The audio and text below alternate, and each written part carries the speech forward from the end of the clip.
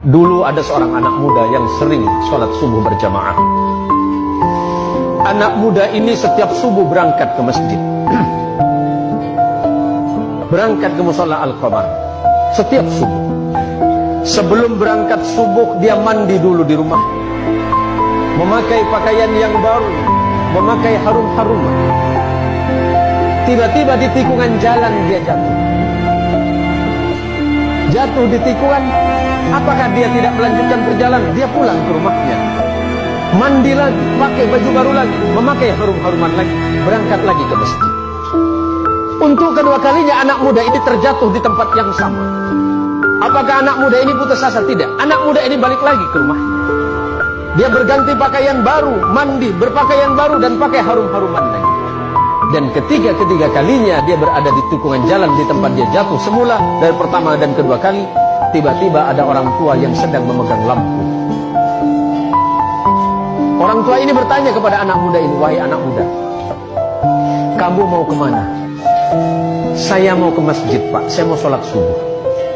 "Iya, dari tadi saya melihatmu dari jauh, engkau jatuh. Tapi setelah itu engkau pulang lagi, kemudian kembali lagi, jatuh lagi, dan kemudian engkau pulang lagi untuk yang ketiga kalinya. Jadi bagaimana, Pak?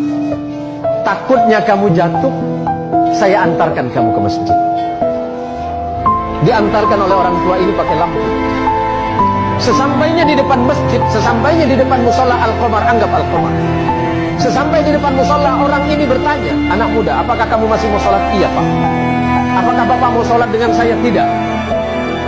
"Kenapa Bapak nggak mau sholat, cuma mengantarkan saya?" "Iya, karena memang tugas saya hanya ingin mengantarkanmu ke masjid ini." "Bapak kenapa nggak mau sholat?" Orang ini berkata, "Karena aku adalah syaitan." "Kenapa, Pak? Kok bisa?" "Iya. Hei anak muda, kamu tahu tidak yang menjatuhkanmu satu kali dan dua kali itu siapa? Itu saya." "Bapak siapa?" "Saya setan." "Tapi kenapa kalau memang Bapak setan masih mengantarkan saya ke masjid ini?"